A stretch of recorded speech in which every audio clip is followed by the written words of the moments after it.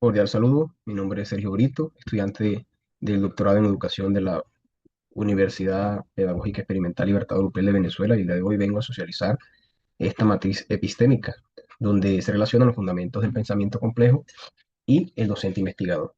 Cabe destacar que cuando hablamos del pensamiento complejo, hablamos de un nuevo horizonte de conocimiento que desafía el problema o la crisis de la ciencia clásica, la cual es la fragmentación y la linealidad.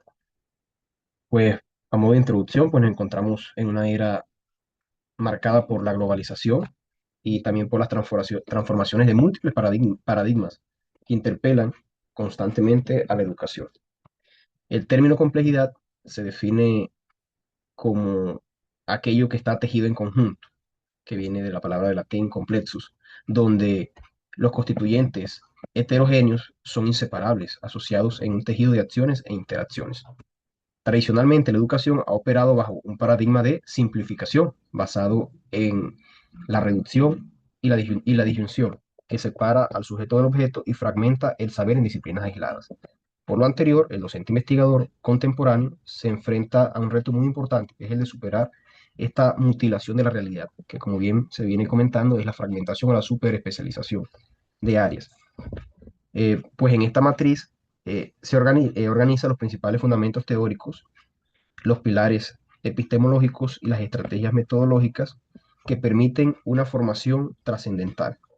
Y su objetivo es transmitir, es pasar de ser o transitar de ser meros repetidores de teorías a convertirnos como docentes en sujetos actores reflexivos, capaces de orientar a nuestros estudiantes en la comprensión de una realidad que muchas veces es una realidad global, incierta y al mismo tiempo interconectada. Pues a continuación hablamos de los descriptores que componen esta matriz epistémica, que en primera instancia encontramos el paradigma educativo.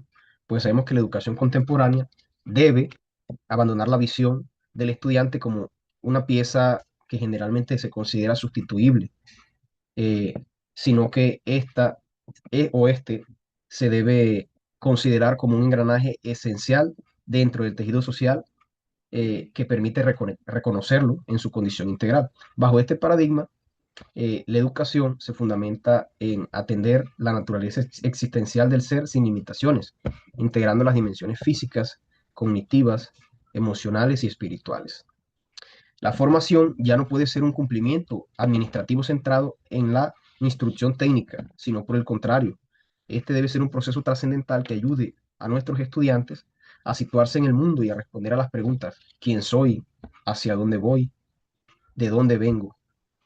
Con esto, lo que se busca es que la educación se convierta en una educación para la vida, donde ese estudiante reconozca un término utilizado dentro de esta teoría del pensamiento complejo, su biocultura, es decir, que él reconozca su herencia biológica, así como los influjos culturales y educativos que depara el planeta para este.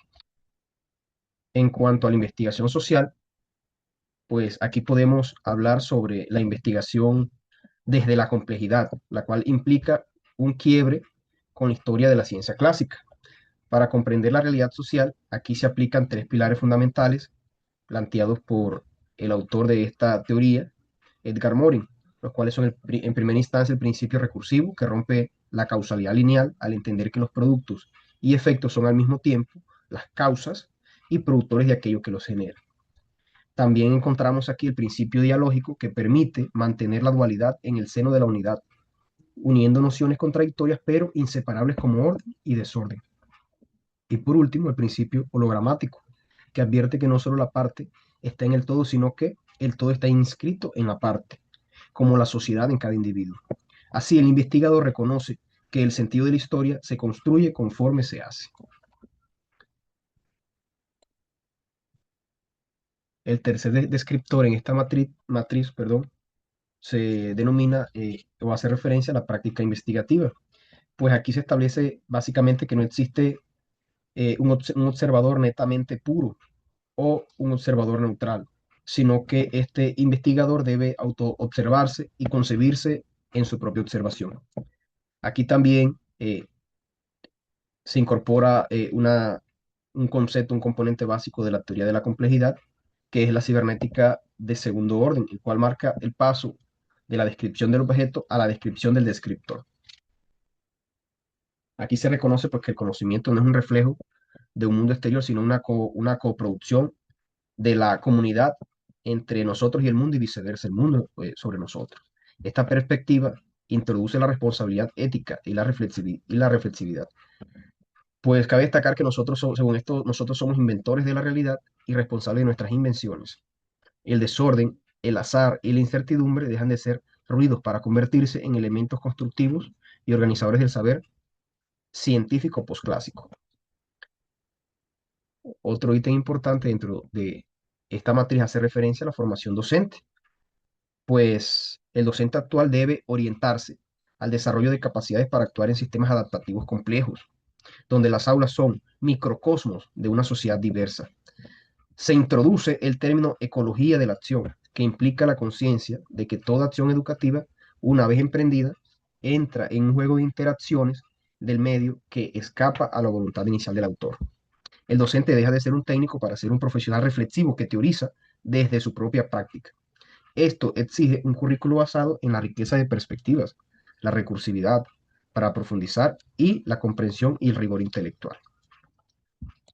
También mencionamos la arquitectura teórica, en donde este fundamento sistematiza las raíces de la complejidad en la teoría de sistemas, la cibernética y la información. Propone el método, no como un programa predeterminado de acciones, sino como una estrategia evolutiva que afronta lo imprevisto y realiza rodeos según el caminar del sujeto. De aquí emerge un término interesante que se llama la antropopolítica, una política del hombre que busca la realización de la humanidad en su unidad y diversidad. Se promueve el bucle individuo-sociedad-especie, donde la democracia y la solidaridad planetaria son los ejes para que el espíritu humano salga de la prehistoria de barbarie. En cuanto al descriptor enfoque sistémico o biocultural del sujeto, el ser humano es concebido como un suprasistema dinámico integrado por subsistemas coordinados, entre ellos sistemas físicos, biológicos, psicológicos, sociales, culturales, éticos y espirituales. El docente investigador actúa aquí pues como un mediador entre la naturaleza propia del hombre y su cultura social. En este enfoque, la enseñabilidad y la educabilidad son procesos simultáneos de formación integral.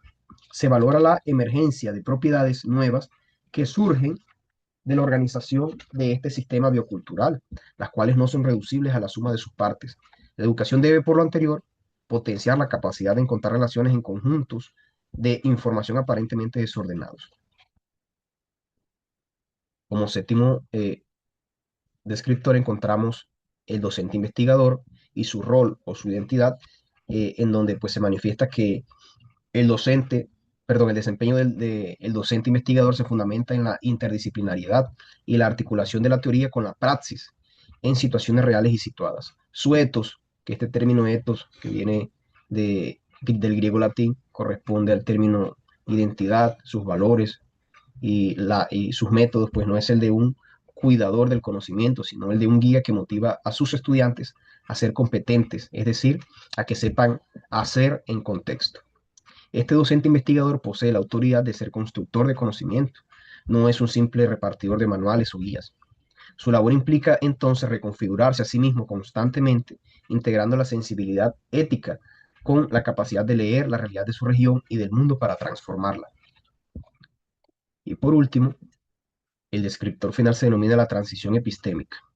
Para culminar, pues, el docente investigador debe realizar los 5 tránsitos vitales para abandonar el pensamiento clásico o el pensamiento fragmentado, los cuales son, en primera instancia, es pasar de la rigidez a la flexibilidad, perdiendo el miedo a la incertidumbre, que siempre es un miedo que detiene a muchos docentes y profesionales del área de la educación. Segundo, el principio o el pensamiento de la unidimensionalidad a la multidimensionalidad, observando la realidad desde múltiples ópticas. Tercero, del individualismo a la cooperación, favoreciendo el trabajo en red, el trabajo colaborativo o el trabajo en equipo. Cuarto, de la restricción al conocimiento libre, concibiendo una ciencia como ilimitada, pero siempre al alcance de todos. Y quinto, de la ciudadanía local a la conciencia planetaria. Cabe destacar que el manejo de las herramientas de las tecnologías de la información y comunicación TIC y otras herramientas digitales no es opcional, sino la evidencia de haber ingresado en las ciencias de la complejidad para co-crear soluciones colaborativas en red o en equipo. Y pues para concluir, la adopción del pensamiento complejo en esta matriz epistémica nos permite entender que la educación es un fenómeno dinámico, no es lineal y al mismo tiempo eh, se debe estar reorganizando, reestructurando permanentemente. Y el docente investigador es el motor de una revolución pedagógica que debe ser precedida primeramente por una revolución de las cabezas. ¿Dónde parte esta revolución? Parte normalmente en las aulas de clase con nuestros estudiantes. Muchas gracias por su atención y que Dios los bendiga.